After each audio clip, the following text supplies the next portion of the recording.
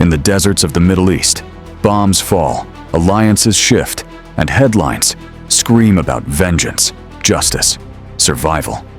Israel and Iran, two nations, both standing tall in conviction, both drenched in history, pain, and purpose. But what if the answers the world seeks today were written over 3,000 years ago by sages far removed from this battlefield? And no, they didn't need Twitter to go viral.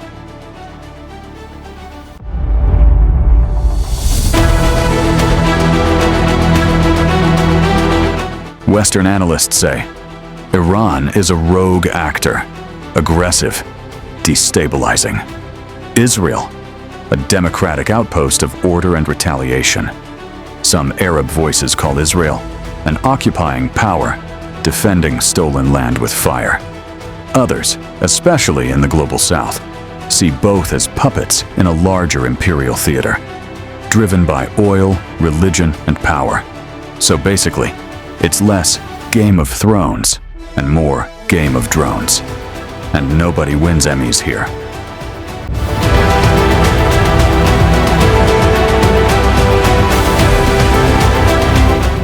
But a different tradition asks not, who fired first? It asks, who is aligned with Dharma, with righteousness, with inner order?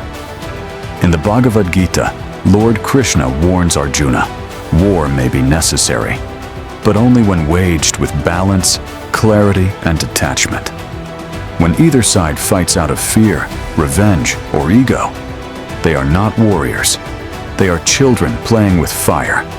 And in this game, no one brought marshmallows. I was on Capitol Hill all week in hearings. You're familiar with that, Rachel.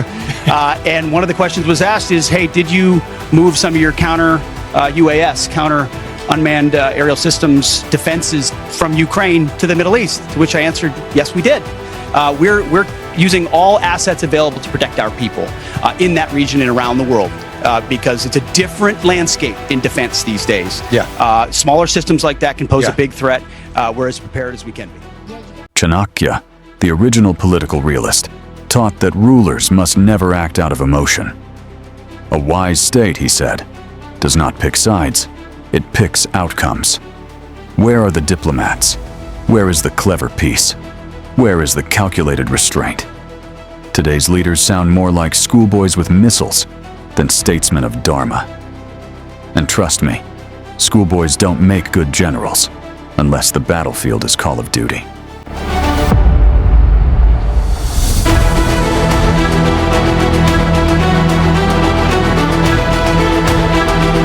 Swami Vivekananda once said, "Where there is conflict, ignorance is present." What we see today is not strength, it is spiritual immaturity. Nations acting like gods, but praying to power, not peace. Both Iran and Israel suffer from the same disease, the illusion that the other must vanish for them to survive. Plot twist, you can both exist. Crazy, right? Like Coke and Pepsi, but with nukes.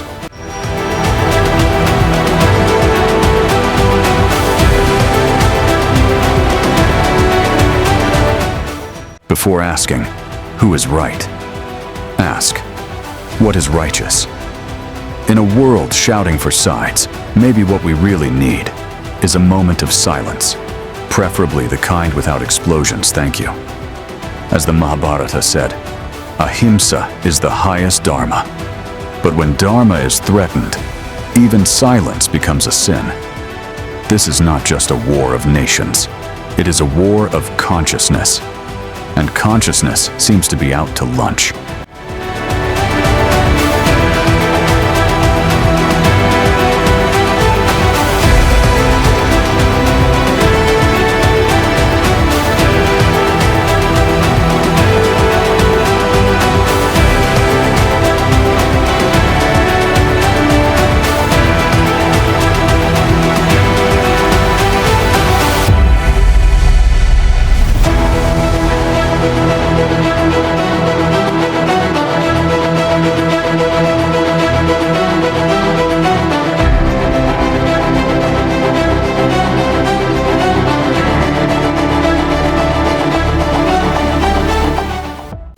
carbon QS, and this is wisdom from the East.